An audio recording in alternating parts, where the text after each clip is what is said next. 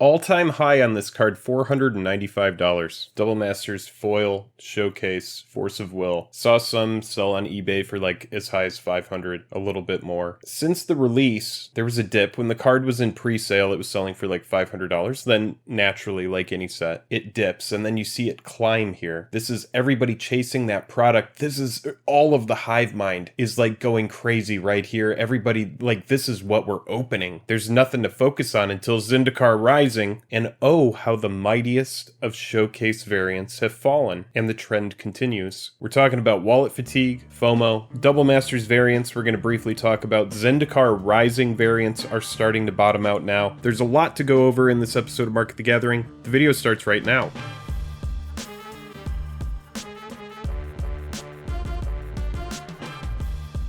Special thanks to our Patreon supporters who power our channel. Check out our Patreon for monthly giveaways, exclusive content, and even a starring role in our fan fight series. Link in the description below. Hello and welcome to the day. Thank you for spending your time with us. I'm Jake. Welcome back to another episode of Jake and Joel Are Magic. Today we're talking about Market the Gathering, where we delve into MTG Finance for some reason. You know, a lot of the community doesn't want people to focus on the fact that when we're spending large amounts of money on these cards, that we should care about whether or not we think that money's a good investment. Well, here at Jake and Joel Are Magic, we sure do. And today we're going to talk about some Double Masters variants that are hitting just record lows. We're going to talk about Zendikar Rising variants. Fetch lands have hit the market, and we're about to have another wave of collector boosters going out, which means that more and more of these cards, some of these expeditions are hitting as low as $10 already. And so now is a really good time to get Zendikar Rising expeditions. And make sure to stick around to the end of the video, where we're going to go over to MTG Finance and we're going to look at Hasbro's 2019 report, which points toward frequent product, if it wasn't already obvious. If you like these videos where we delve into MTG Finance and we break down card prices and get into all of the nitty gritty, click like, click subscribe. It's the best way to support the channel with just the click of a button. If you're so compelled,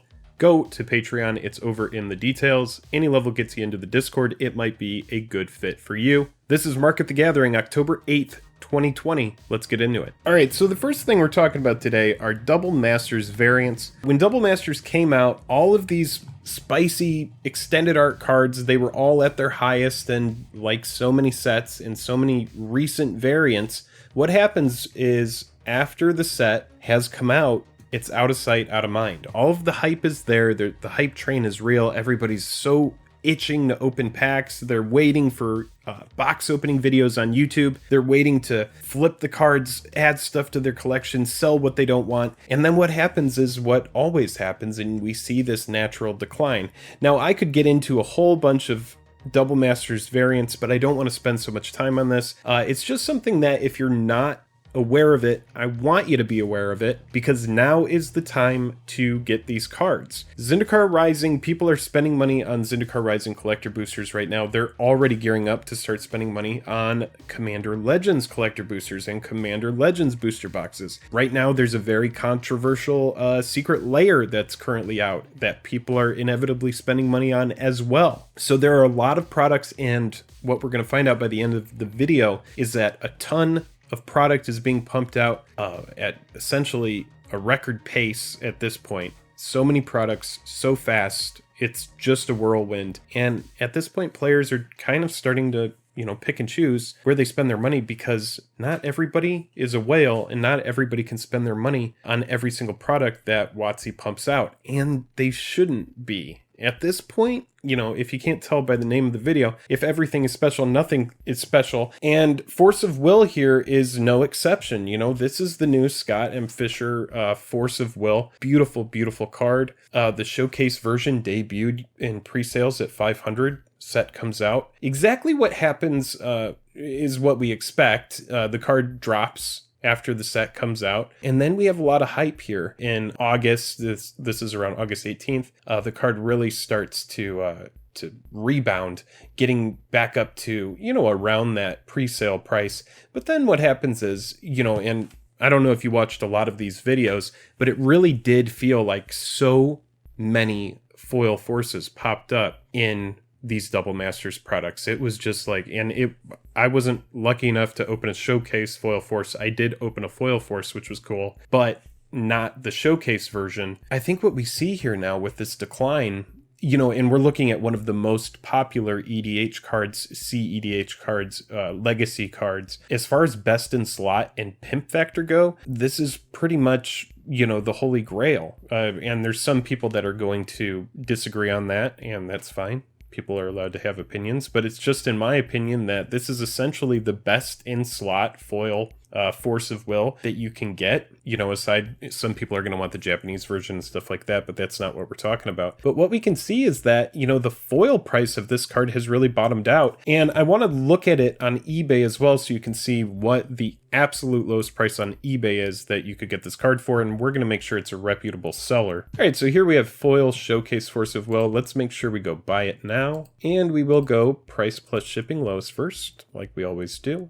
If you're ever looking for prices of just like the cheapest possible price, that's my go-to, is buy it now, price plus shipping lowest first. And the other way you can do it is you can go auction, and you can go ending soonest, just to see like what's popping up. So we have one foil showcase Double Masters Force here with 23 hours left at 212. But if you want to go buy it now, price plus shipping lowest first, what you will see is one at 300. Now this is a best offer, so you can probably get this card for around 275, 280. So to see a card that was, let's see how high it goes in completed listings, and we'll go price plus shipping highest first. So what happens on eBay is eventually these listings fall off after a certain period of time. But anyone who was tracking this product, who was very interested in this, can tell you that these forces were selling consistently at like $450, some as high as $500. And what that has to do with is selling during that hype window. If Double Masters is the hot thing that's at the forefront of everybody's mind, if they're going,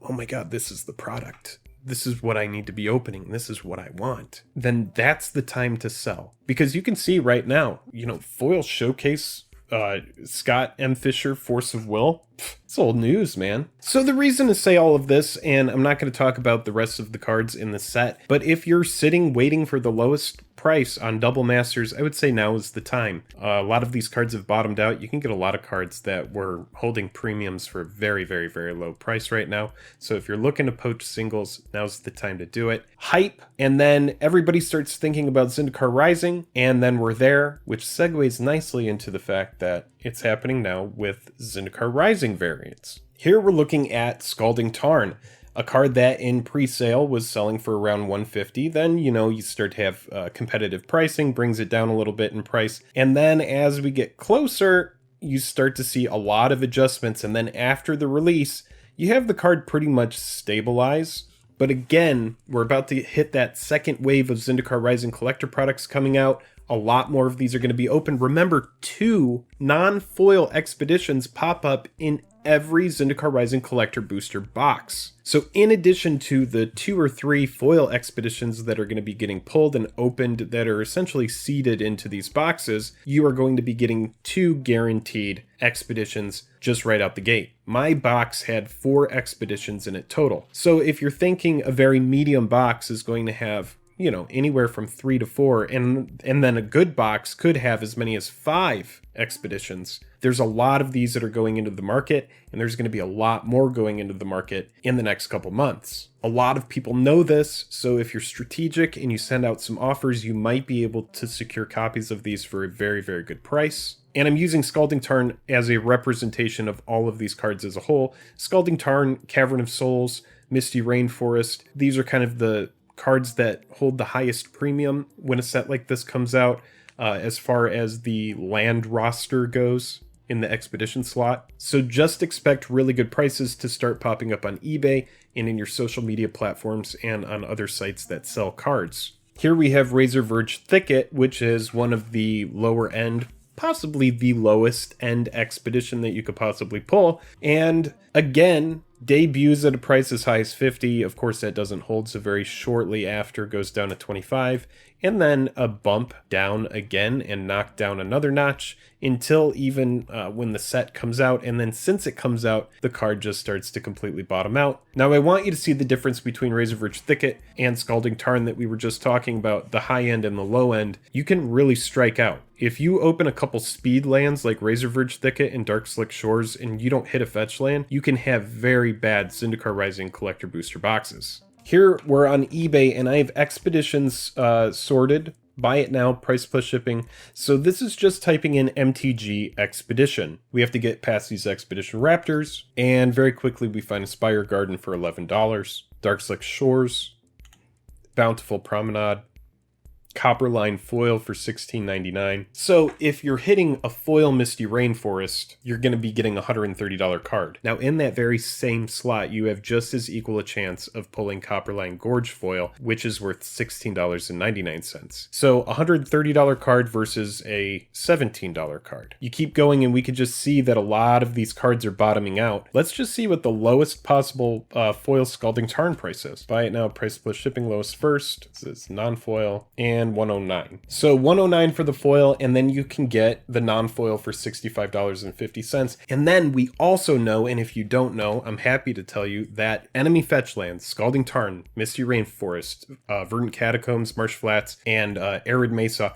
all of these cards are going to be coming out in the new Modern Horizons 2 product that will be coming out in Q3 or Q4 of 2021. So if you can wait, I would say wait, because they're going to be even cheaper. And then here you can see lowest price on Razor Verge Thicket is as low as $8. So we're not going to talk any more about card prices right now. I just want Double Masters is at its lowest low. Zendikar Rising variants are starting to get to their lowest low, so that needs to be on your radar if it isn't already. The people who are making the most money off of these cards are the people that do not covet them and sell them into the hype wave. If you were sitting on that foil Force of Will from Double Masters, you could have, in theory, sold it for $450 right out the gate in that window of hype, and then rebought it now for around $200 to $300, which would have net you about $150 or let's say $120 after taxes to either help grow your collection or spend on whatever the hell you want. Now, this was an interesting post that popped up on MTG Finance, and there's a lot of noise on MTG Finance. There are a lot of shit posts. There's a lot of people that are just like, hey, don't you think this card is great that I have a position of like 250? I have a great argument for how good that card is in EDH. Don't you guys want to go buy a bunch of those cards and shoot it up in price? That's essentially what happens when you have a group of 71,000 members, almost 72,000 members. You have to think that a group this big has an effect on the market of the game. If you have somebody come in and they're like, oh my God, you guys,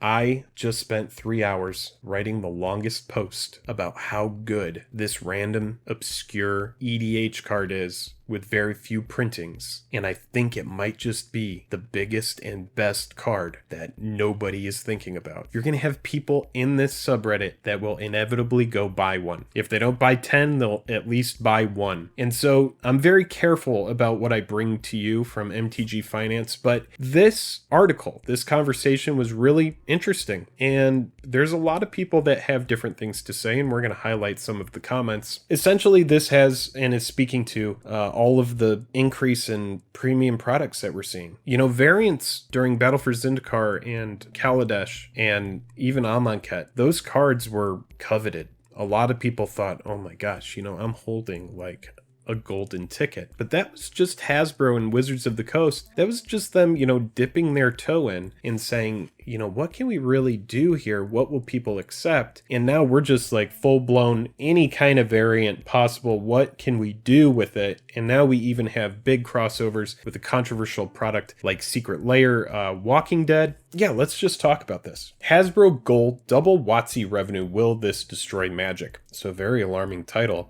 Let's delve in. In Hasbro's 2019 annual report here, and we're going to look at it. Last year, we set a target to double the revenues of Wizards of the Coast brands over the coming 5-year period, and we're well on that path to accomplish this mission. This requires an annual revenue growth rate for Wizards of 15%, which is something Magic has achieved in 2019. As the report also states, Magic the Gathering revenues increased more than 30% in the year, behind double-digit growth in tabletop revenues and a strong first year for Magic the Gathering Arena. It's obvious that we are seeing the effects of this goal already. And then the post continues on. They work hard to increase the revenue per customer with more product variants, collectors, set boosters, secret layers, and more products beyond standard, return of master sets, Modern Horizons, many more Commander products. They also work on growing the player base with their push in China, products like Jumpstart, and most recently, the IP crossover with The Walking Dead. So I'm not going to read the rest of this. We're going to go to some of the comments and see what people have to say. So thank you to Trap Slider here for this thoughtful post. All of this is going to be in the description of the video. So if you want to go read this post, and if you want to check out the annual report that we're about to talk about,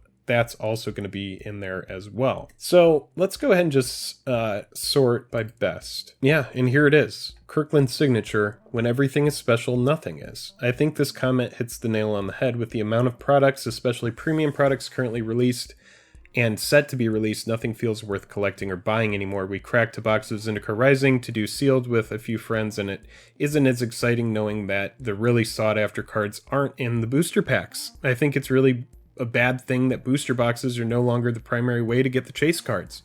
I see this being a big deal moving forward and haven't seen too many people discuss it. This is one of my many reasons I'm very worried about the state of the game. I'm going to talk about myself now as a collector and how I feel, and let you know how much this actually resonates.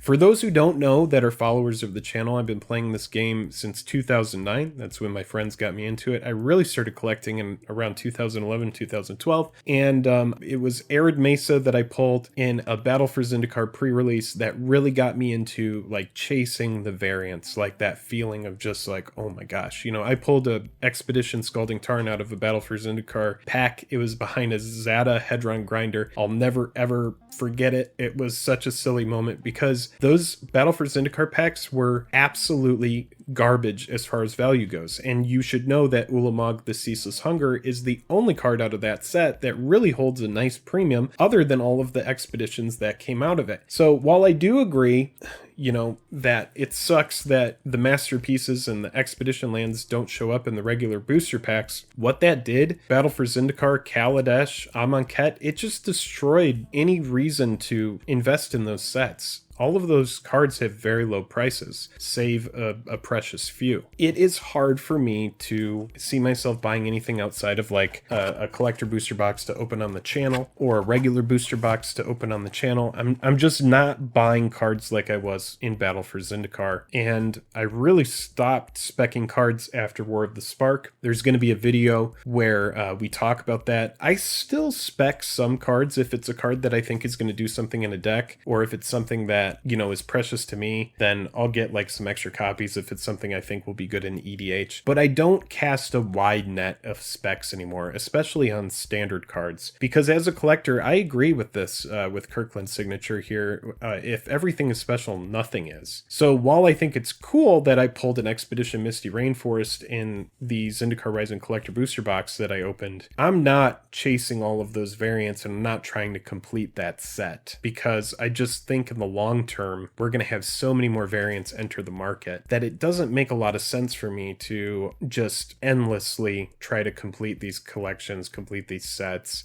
get as many expeditions as possible, get as many masterpieces as possible. I think those first expeditions and those first masterpieces that came out of Battle for Zendikar, Oath of the Gatewatch, Kaladesh, and Aether Revolt, I think those are the kind of cards that really will, you know, that Mana Vault, that Soul Ring, that Mana Crypt, all of those cards, those are going to hold a nice premium in the long run, unless they're like from the vault masterpieces.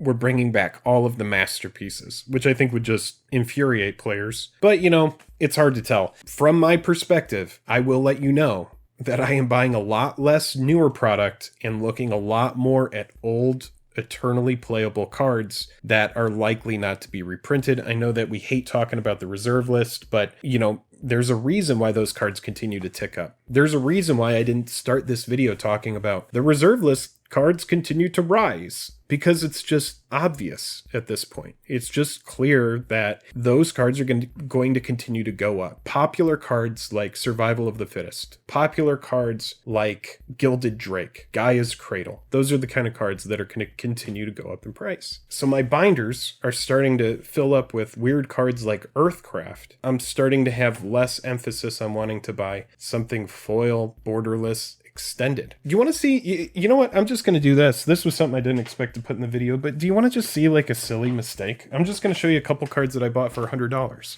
Go into the baby binder. Here we go. This stuff. Couple Noble Hierarchs, Extended Art, Ultimate Masters, Borderless. This was the first time that we saw this kind of stuff. We were like, what? Box toppers? Are you kidding me? Box toppers? Like, that can't be real. They did it, guys. They did what they're doing on MTG Arena with Liliana of the Veil. They did it with Vengevine. They did it. They did it to Cavern of Souls and Snapcaster Mage. But it was a different time. We didn't know what it would be like now. Now I have to go over there and look at the Noble Hierarch price.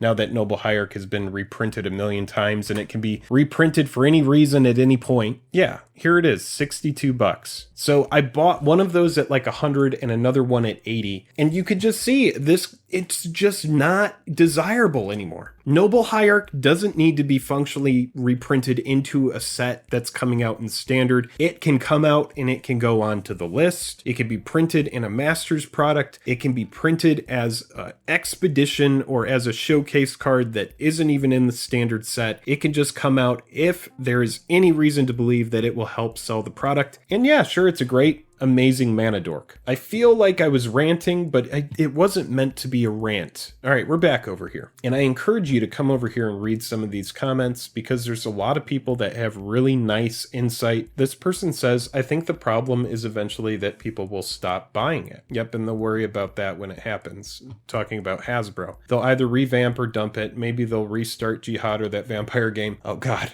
That was a Richard Garfield game, I believe, as well. I remember that. And they'll be replacing by other people who will keep buying for a while. Hasbro has done this with their IPs for decades, and it keeps working. Pissing off hobbyists won't hurt their bottom line if it means they open up their brands to a wider audience, which is what we're seeing with Secret Lair Walking Dead. This person says, I used to spend way too much on MTG, easily multiple thousands a year. Some months probably even hit 1,000. WotC has lost me from all their shit, and I have been playing since 4th and Ice Age. We'll be downsizing my vast collection to a cube and a small handful of Eternal decks, selling off 90% of my collection and refusing to support WotC and these dumb decisions. You get the point here, and again, I encourage you to come over here and read some of these comments if this is something that interests you, but it kind of is reflective. You know, a lot of people saying they spent thousands of dollars, and I'll be completely honest, I spent thousands of dollars on Magic the year that Battle for Zendikar came out.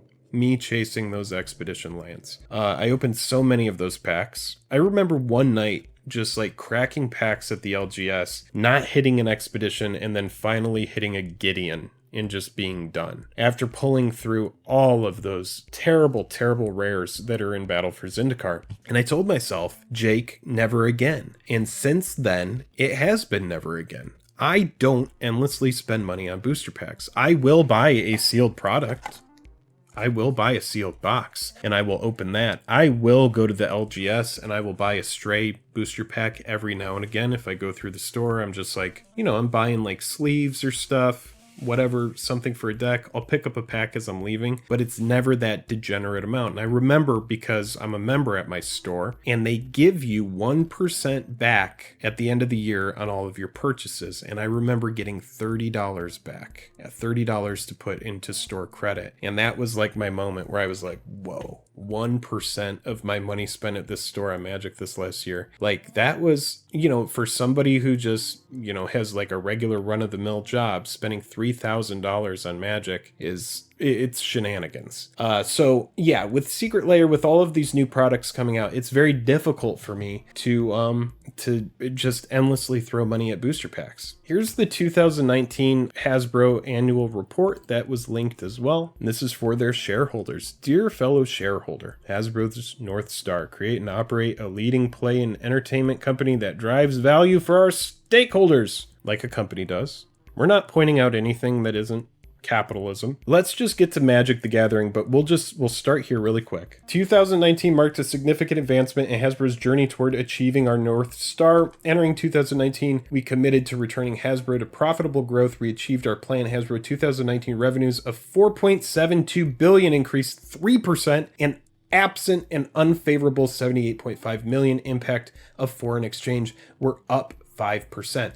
Operating profit grew to 652.1 million. We generated 653.1 million in operating cash flow and returned 398.0 million to shareholders through our dividend and share repurchase programs. I don't know what most of that means, but it all sounds very good. Let's go down here and find Magic the Gathering specifically, because that is what we care about. Because I guarantee you Play-Doh Super Slime Stretch is not appreciating like Magic the Gathering cards are. So here we go. Magic the Gathering. Boom. Magic the Gathering revenues increased more than 30% in the year, behind double-digit growth in tabletop revenues, a strong first year for Magic the Gathering Arena, our new digital game. Dungeons & Dragons revenues grew for the 6th straight year. So what this tells us is, like any company, the whole point is to grow revenue. Expand, get more users, get more money. How do we get more money? More products, more variants, more crossovers. So if that's something that you don't like, I would say write a strongly worded letter or start a petition, or seriously,